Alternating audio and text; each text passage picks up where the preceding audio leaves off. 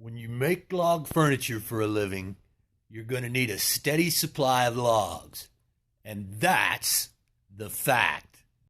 Welcome back to logfurnitureHowTo.com. My name is Mitchell Dillman. It's Sunday morning, 9:01 a.m. Do you know where your logs are?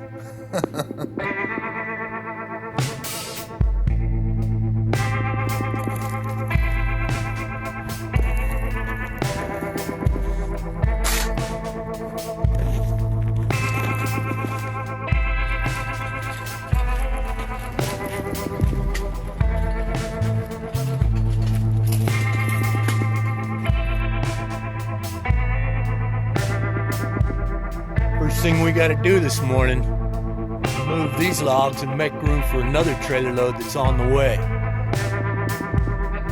Then we're going to need to get over there and peel those big ponderosas that came in late yesterday afternoon. We got to get the bark off.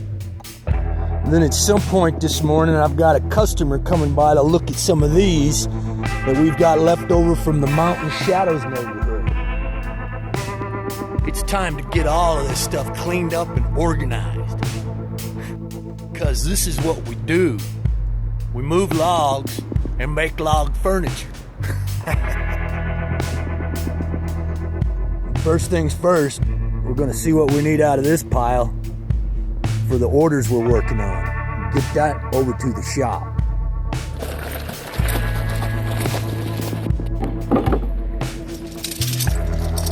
Guys, this is Ryan. Ryan needs some logs. 3 of them, 40 inches each. Boom. So we've got these logs left over from the Mountain Shadows neighborhood, the Waldo Canyon fire. We're gonna cut them right now.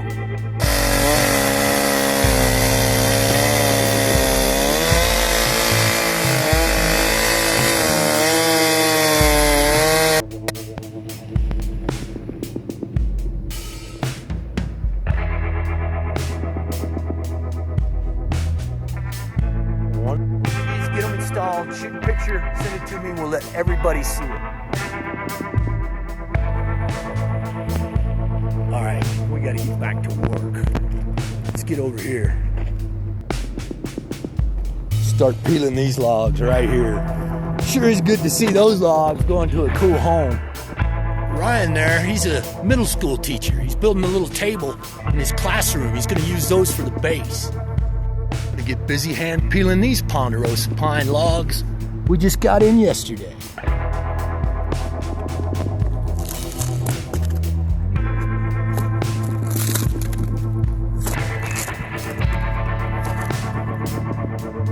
If you ever wanted to know what a pine beetle larva looks like, well, there you go.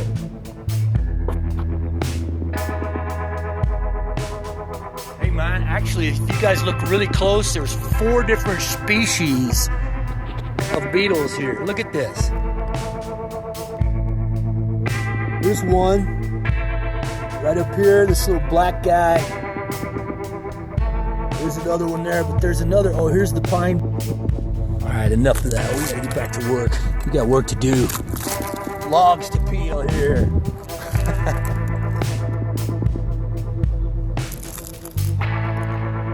Gotta start somewhere, and the end is usually the beginning.